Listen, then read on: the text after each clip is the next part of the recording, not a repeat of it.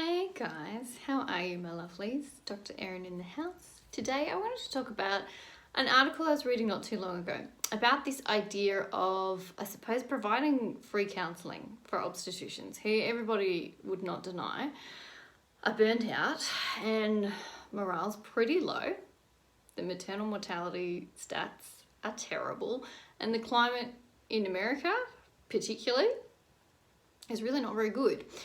But I was reading some criticism. So one of the counties in Texas has been offering like up to 500, I think they've sponsored counselling sessions for obstetricians, gynecologists, people who are burnt out. And some of those people would have been involved in injury, violence, neglect, whatever you want to call it.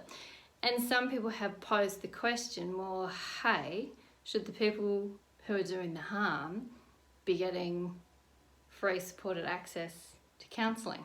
So the issue for me is not should they get it or not. Absolutely, the issue for me is that everybody who is involved in the healthcare hospital system, from the patient, their partner, their family, everybody should be getting support. It shouldn't just be like a top-down thing, but I guess starting somewhere, right? I don't know. The other issue I know that some people have is that if someone has caused major harm, they've majorly like effed up, should they even be getting counselling? Like, shouldn't we just like strike them off and throw away the key? So it's an interesting kind of thing to ponder. Some of you may or may not know, earlier in my career, part of my clinical psychology work used to be doing, I suppose, fitness to work, competency type assessments, and that was mostly with nurses. And so sometimes people would be sent to me ad hoc kind of thing where they had accidentally or nearly accidentally given someone like 0.5 milligrams of medication instead of 0.5, or they'd gotten the wrong medication from the cabinet, or they'd caused an injury to a patient, or something like that. And part of my job then was to try and figure out like what's going on for them. Are they still going to be okay to go back to work? Is nursing maybe not the right profession for them? Whatever it might be. So part of that is, of course, thinking, like, we've all got stuff going on in our lives, of course, and people, are human. Like, this is the thing, people are human. So you can, I think, not excuse what somebody has done, but look at the broader, like, how did that lead to that? And one of my big things, of course, that I have an issue with, it's similar to drug offending, child protection issues, like take any sort of abhorrent behaviour. We only get to it when someone has actually made the mistake. And I think we could be getting to it much earlier.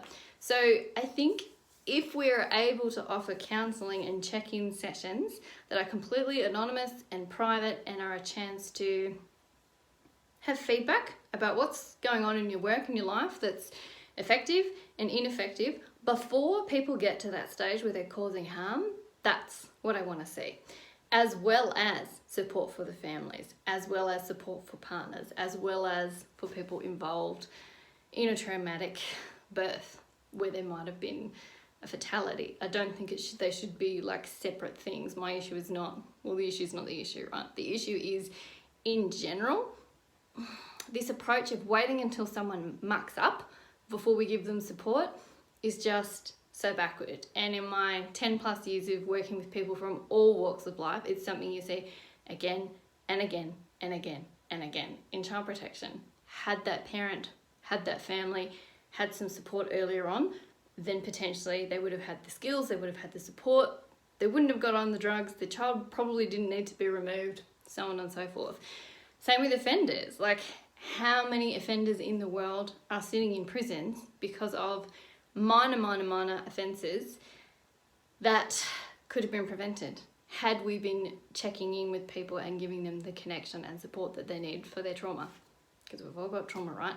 A lot of this is trauma responding, it's burnout, it's not being taught the coping skills that you need to do Human 101. We're not taught this. There is not like a whole section in your schooling that is, right, let's sit down today and do a solid 90 minutes at least looking at your mental health. looking at your coping, looking at how to handle people in your immediate environment who behave in erratic, confusing, confronting ways. Like just how to cope, just how to get through the day. And the fact that our burnout rates, our suicide rates, all of that in healthcare are so high, point back to this, that people are not getting the help and the support that they need early on. And I know some people would say, well, you choose to go into this profession, and if you do harm, that's it, like a deal breaker. It depends on how you look at things and whether you see things as that black and white, like that's it, you're done, you're out, or if you want to actually go in and support and better the community, right? So I say that with the perspective of that hasn't personally happened to me. I haven't lost somebody in my life that I care about at the hands of an overworked, overtired, negligent medical practitioner. So I can totally see where people are coming from in saying, like, I'm the one with the hurt, I'm the one with the pain, I'm the one who's never getting that person back. F that doctor who screwed up, I'm never getting my partner back again. I get that, but it shouldn't be an us and them thing. I think it should be, can we get the support in the first place so that this never happens? Because I personally never want to think that someone goes into healthcare, going into work one day and says, right, I'm going to see what violence I can cause. I'm going to see, you know, how much narcissism I can throw at the situation and potentially end somebody's life. I can't. I have to always believe that people are capable of change and capable of better. So it's something to ponder, but I think it shouldn't just be the way I look at it, it shouldn't just be should OBs be getting this for free or not?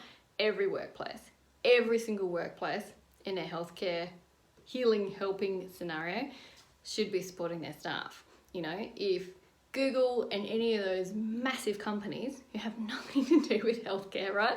It's technology, it's entertainment, it's fortunes, it's all of that, and they can invest on bringing in people to make workplaces happier and healthier and injecting like positive psychology practices, hospitals could be doing the same. So it shouldn't be an on or off thing.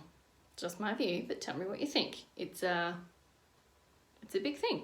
It's a big thing that's happening in healthcare. Let me know.